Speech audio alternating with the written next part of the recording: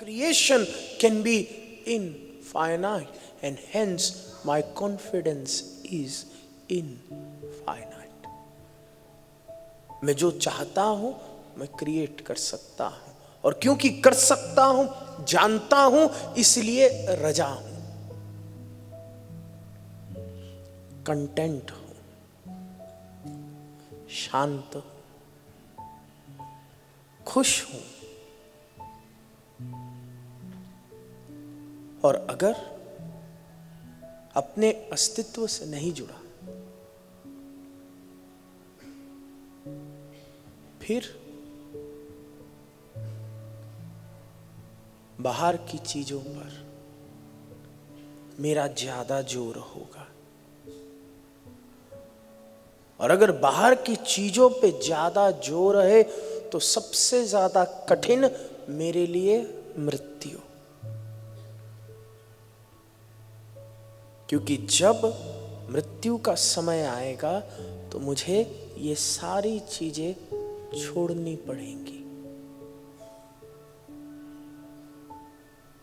और अगर सब छोड़ना पड़ेगा तो फिर विचार कि मैं कौन हूं, और तब बड़ी चिंता है। अभी एक आदमी खुश नहीं है लेकिन शांत है। शांत क्योंकि उसको लगता है वो कीमती है। जिस आदमी को लगता है कि वो कितना कीमती है, तुम्हें वो उतना शांत दिखाई पड़ेगा। क्यों? क्योंकि वैल्यू है।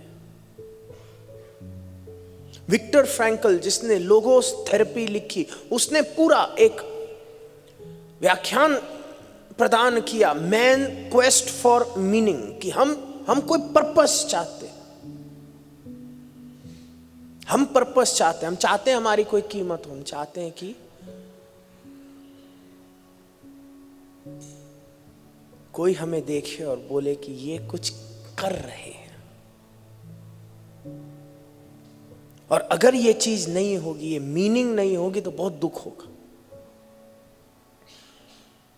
एक महिला का पर्पस है कि सुबह उठना है, बच्चों को तैयार करके स्कूल भेजना है। पर्पस है, पर्पस होना चाहिए।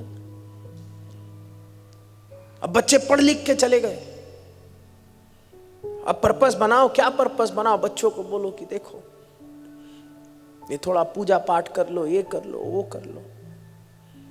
कुछ हम करते रहे जिससे हमें लगे कि हाँ, हमारी वैल्यू है। और वो पर्पस शांति देता है।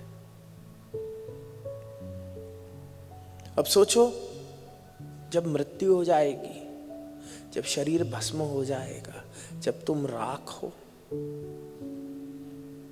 तो राख को सुबह उठने की जरूरत है? राख किसके लिए खाना बनाएगी? राख किसके लिए उपवास करेगी? राख किसके लिए नौकरी करेगी? राख की एफडी का क्या? राख को कौन पूछने आएगा?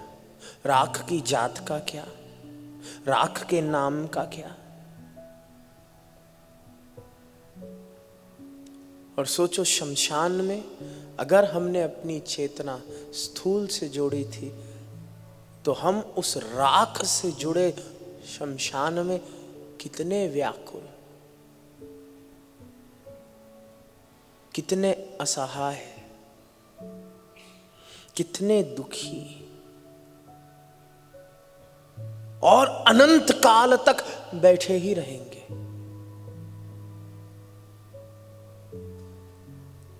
क्यों? क्योंकि हमें लगा था हम ये हैं। और शिव योगी कहता है, जीते जी अपनी पहचान को शरीर से भिन्न कर दो। और अगर शरीर से भिन्न हो जाएगी तुम्हारी चेतना, फिर तुम्हें बीमारी पीड़ा नहीं दे सकती, स्वास्थ्य सुख नहीं दे सकता, फिर तुम परे हो इसके। फिर दृष्टा भाव है, चीजें आएंगी चीजें जाएंगी, तुम देख रहे हो।